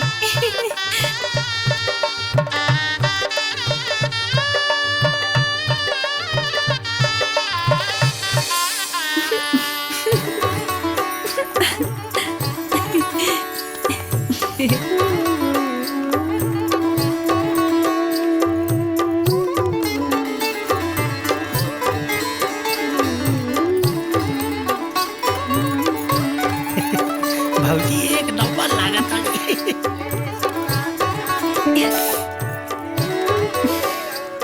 लागल खजुआ है और जो अभी टाइम है।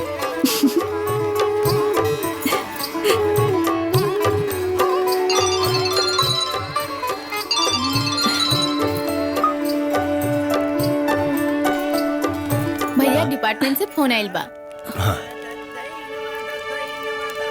हेलो हेलो बाबा, बस 2 मिनट आओ तनी। हाँ जाए। ए भाऊजी के देखा।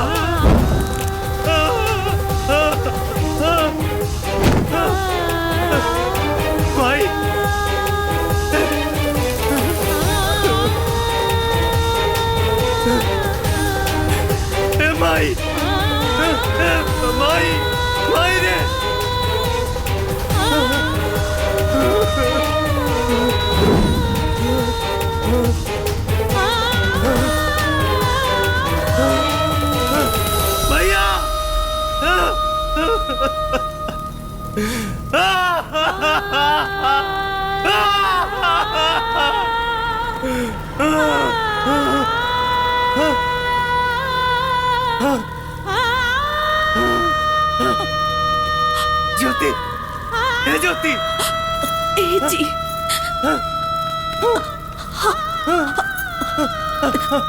तोरा साथे जिए के चाहत रहे,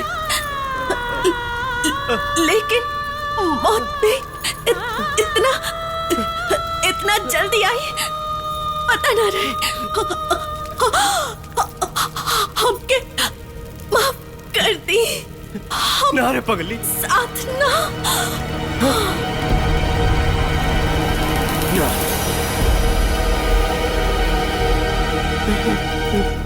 ना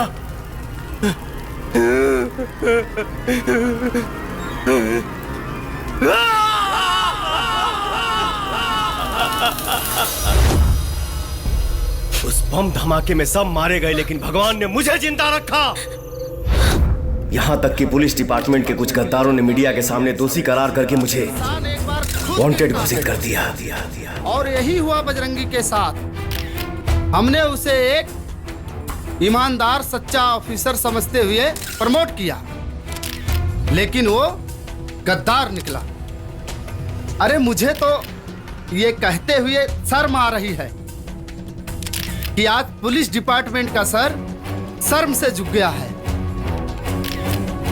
दिए गए अधिकारों का दुरुपयोग करके बजरंगी ने बहुत से गुनाहों को बढ़ावा दिया है।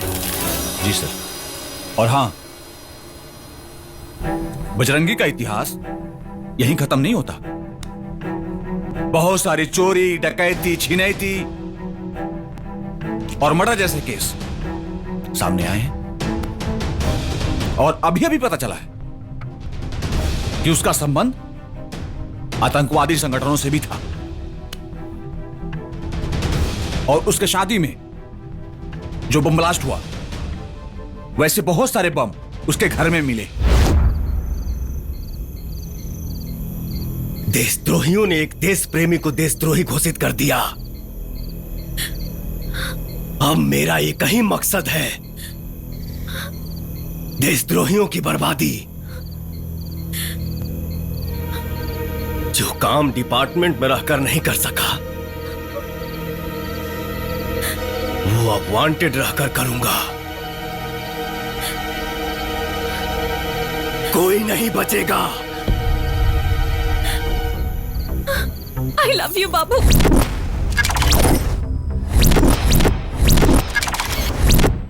कोर्ट द्वारा लंबे समय से घोषित वांटेड एसआई बजरंगी का केस फिर से आजकल सुर्खियों में है। पुलिस उसकी तलाश में लगी हुई है। इसी बात को लेकर जनता में काफी आक्रोश है।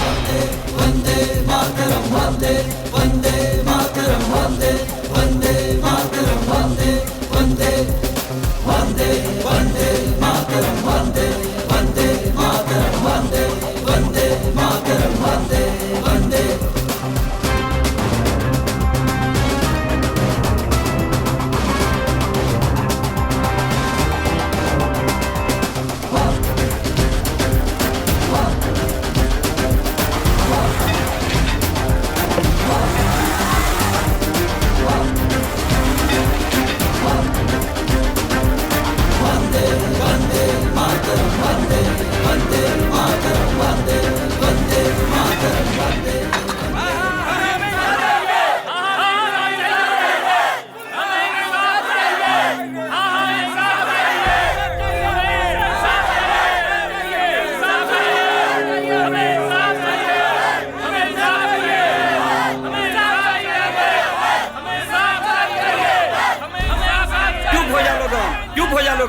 एसपी साहब पूछताछ कर रहल बाड़न।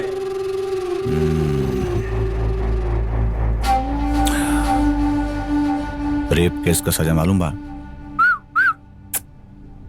सीधे फांसी। सर बचे के कोनो रास्ता जरूर होई।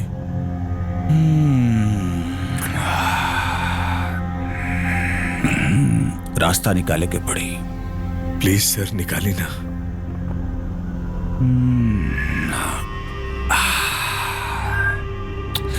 देख, रिपोर्ट बदले में डॉक्टर का खर्चा, ऊपर के ऑफिसर के खर्चा, सरपंच के खर्चा, रोलिंग पार्टी के विधायक, विपक्ष के विधायक, मीडिया वगैरह वगैरह, बहुत खर्चा बा। कुल मिला जुला के 10 लाख। अगर ही पैसा मामला ऊपर पहुंचे से पहले लिया के दे दे ले, तब बे बच सकेले। जरूर सर, हम लेके आवता नहीं। हमरे पापा के लगे बहुत पैसा बा सर, चाहे तो और दे दे। गुड, फिर देर कौन बात का? चल।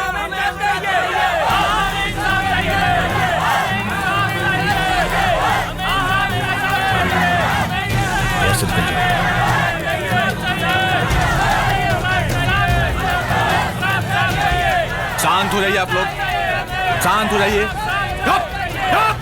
पहले आप लोग मेरी बात को ध्यान से सुनिए।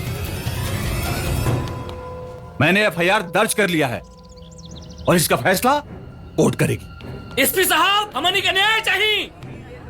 देखिए एसपी साहब, हमनी के रउआ पर बहुत भरोसा बा। एसपी साहब, हमने का इंसाफ चाहिए।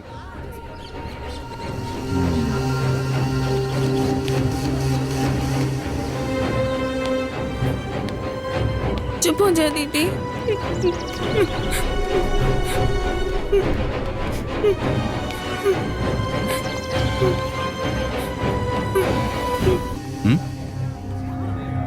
पैसा वाला पार्टी देख के मैं पूरा परिवार का नियत बदल गई। एक नेक शरीफ खानदानी बच्चे पर उस पर रेप केस ठोक रहा है। प्रभु, हमने असहाय लोगन के रक्षक बनैले हो बा। प्रभु, उनकरा जल्दी भेजिए। सबको मार के भगाओ, सबको मार के भगाओ।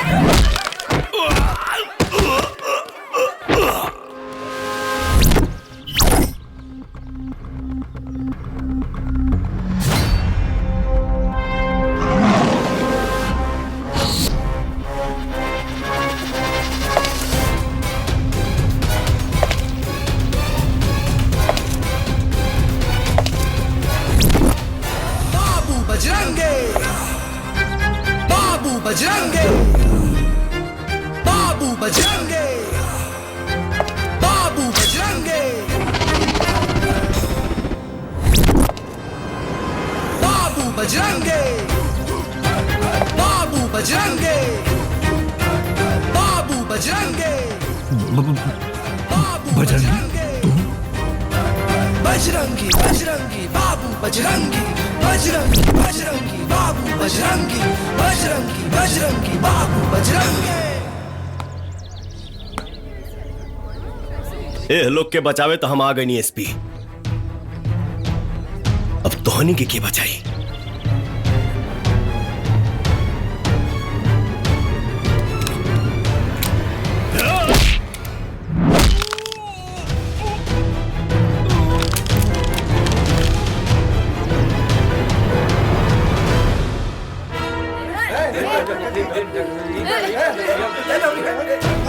हटिए हटिए।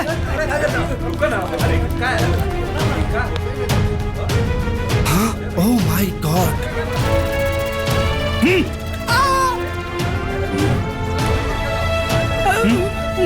हमारा बेटा कहाँ बा? अंदर आइए सर। डीआईजी, तुम्हें जितना पुलिस बल लगे लगाओ, हमें वो वांटेड मुजरिम चाहिए। काहे टेंशन ले रहे हो डीआईजी? जिंदगी की हर कहानी बेअसर हो जाएगी और हम न होंगे तो ये दुनिया दर-बदर हो जाएगी। पसीना क्यों? अरे बट कुछ नहीं उखाड़ पाएगा वो हमारा, कुछ नहीं। सुनो, पाकिस्तान से हमारे कुछ खास दोस्त आए हैं। चले एंजॉय करते हैं, एंजॉय एंजॉय।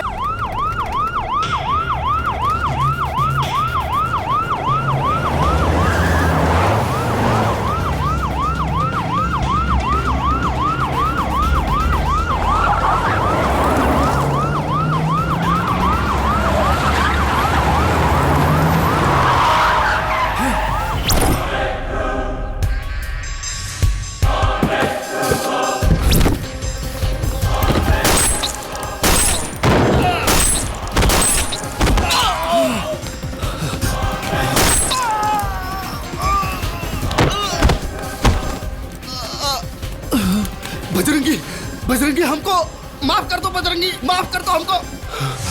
अरे अरे माफी मांगने पे तो भगवान भी माफ कर देता है। हमको माफ कर दो, हमको माफ कर दो बजरंगी, हमको माफ कर दो बजरंगी। सही बोला डीआईजी, भगवान माफ कर देता है, लेकिन माफी मांगने के लिए तुम्हें भगवान के पास जाना जरूरी है। भगवान इसे माफ करना।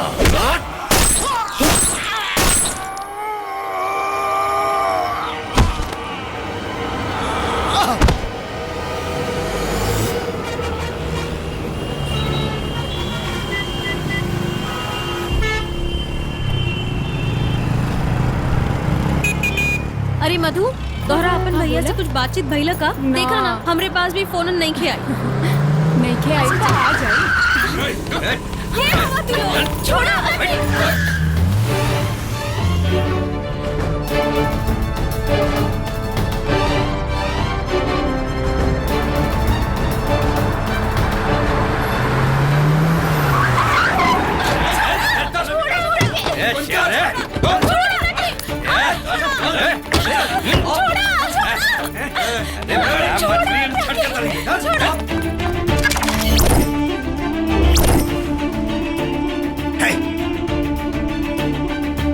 मुझे मालूम है कि तुम्हारा अगला टारगेट मैं हूं, पर मुझे मारने के लिए तुम्हें दोबारा जन्म लेना पड़ेगा, दोबारा। चलो, तुमको एहसास तो है कि तुम्हारी मौत मैं ही हूं। मुझे मारने का ख्वाब छोड़ और अपनों को बचाने के बारे में सोच, अपनों के बारे में। ले भैया, हमनी के बचा ली। बाबू, बाबू, बाबू, बाबू। बहुत किस्मत वाला है तू, किस्मत वाला के बहन के जगह बहन मिल गई और महबूबा के जगह महबूबा। अगर अपनों को बचाना है तो सीएम को टपकाना है।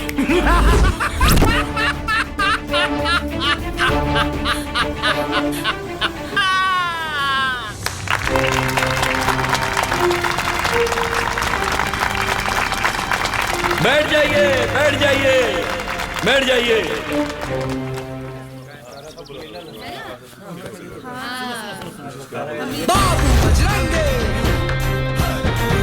उपस्थित हमारे जनता जनार्दन को हमारा कोटि कोटि प्रणाम।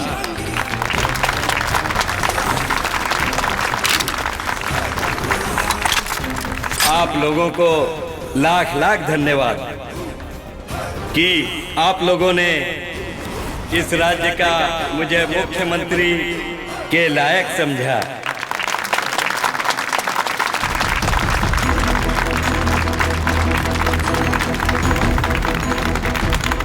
इस राज्य में जो भी कमी है, चला गोली, विद्यालय, हॉस्पिटल, किसानों का कर्ज माफी, पूरी कोशिश करूंगा कि इस राज्य की सारी तकलीफों को दूर कर सकूं जब तक हमारी चला गोली।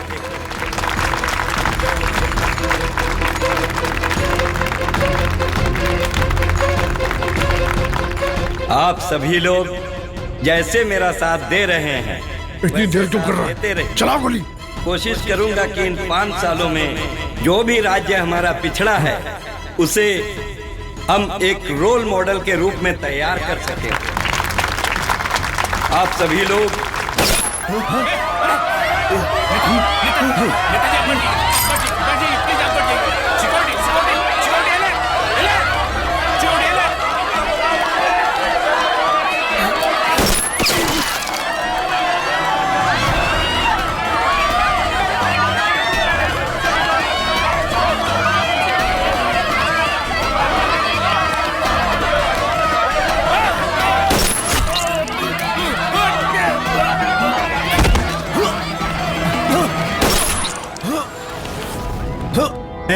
रिमोट दे।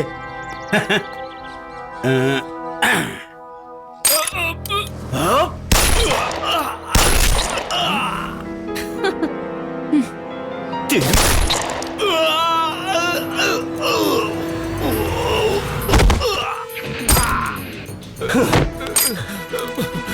बाबूजी, हमरे बहन के जान खतरा में बा। बेटा हमार चिंता छोड़ा, तू अपनी बहन के बचा ला, अपनी बहन के बचा ला बेटा। जा तू हमारा हेलीकॉप्टर ले ला और अपन बहन के बचावा। थैंक यू सर। जा।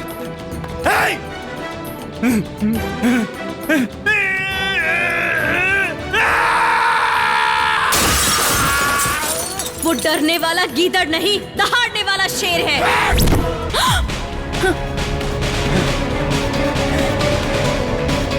एक ताकतवर को मारने के लिए भगवान दूसरा ताकतवर मर्द जरूर पैदा करता है।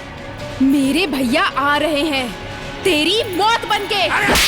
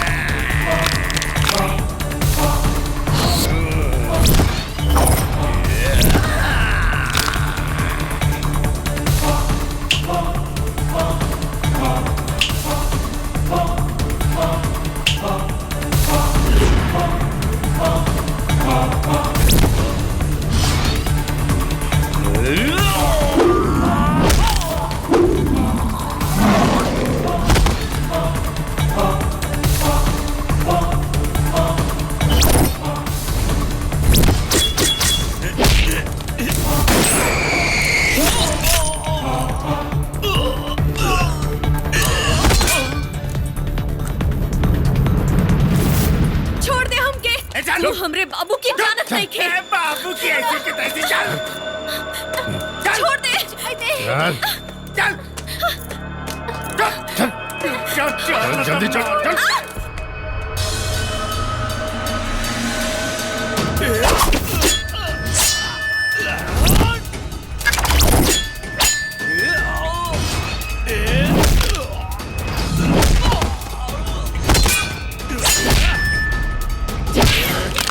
मचल मत चल। हे हिंदुस्तानी रुक जा। भैया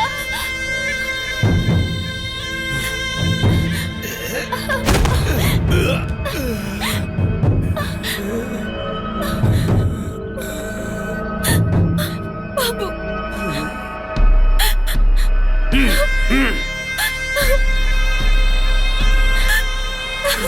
भैया ए मारो सभी।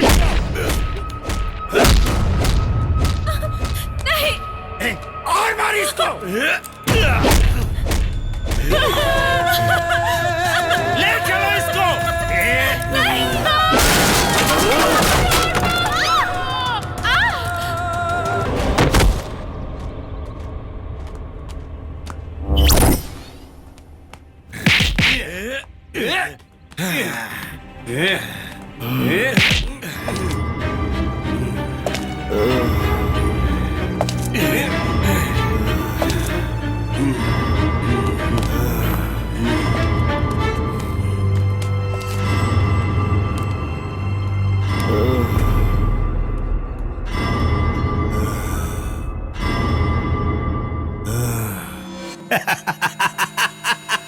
अब मुझे मुख्यमंत्री बनने से कोई नहीं रोक सकता। कोई नहीं रोक सकता मुझे मुख्यमंत्री बनने से। कोई नहीं रोक सकता मुझे मुख्यमंत्री बनने से। और तू बचाएगा इस देश को। तू सीएम को तू नहीं मारेगा तो कोई और मारेगा। अरे हिंदू नहीं तो कोई मुसलमान मारेगा। अरे बड़े ही बुज़दिल और कायरों का देश है तेरा। यहाँ के लोग सिर्फ और सिर्फ लड़ते हैं। कभी धर्म के नाम पे लड़ते हैं तो कभी जात पात के नाम पे लड़ते हैं। और तू तू बचाएगा इस देश को। तुझे मालूम होना चाहिए कि मैं जिस चीज को बनाता हूँ उसको मिटाता भी मैं खुद ही हूँ। मैं खुद।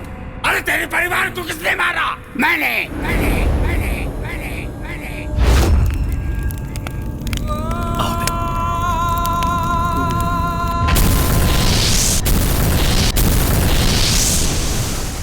तुझे पुलिस ऑफिसर किसने बनाया? मैंने।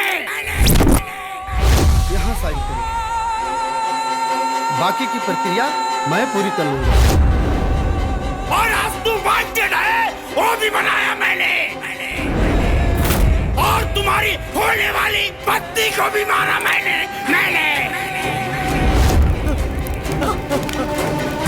बोला।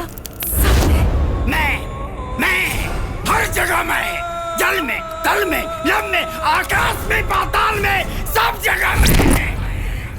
जिंदगी की हर कहानी बेअसर हो जाएगी और हम न होंगे तो ये दुनिया दरबदर हो जाएगी।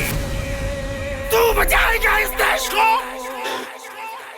तेरे इस हाल के बाद अब हिंदुस्तान की बारी है।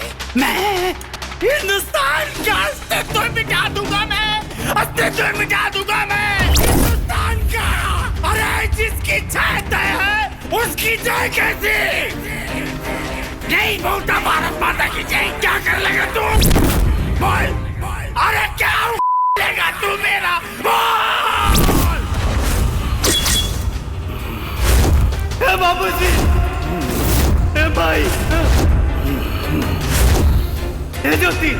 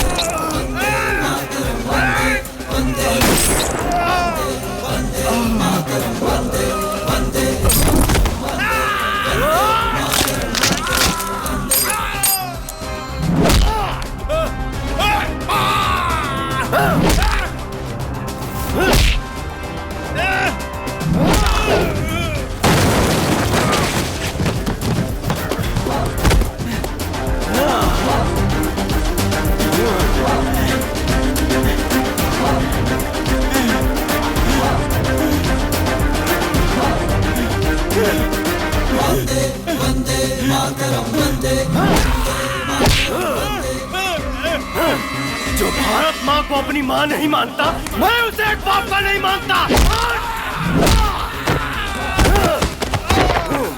पड़ोसियों के औलाद साले, जिस माँ ने तुझे पनाह दिया उसकी जय नहीं बोलेगा, उसकी जय नहीं बोलेगा रे दोगले। सुन, 7 सुरों को मिलाकर एक लय बोलो, और जिसके रगों में है एक बाप का खून, केवल वही भारत माँ की जय बोलो।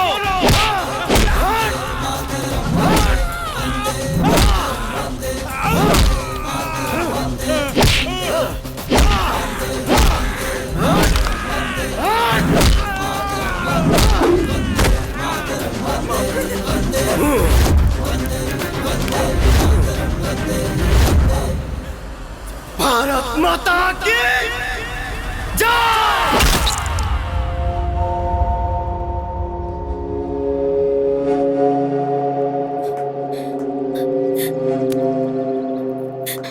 बहन हमार भैया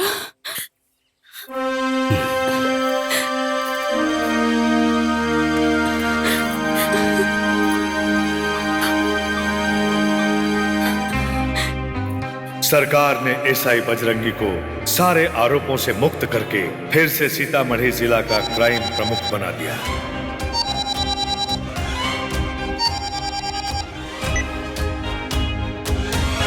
हेलो,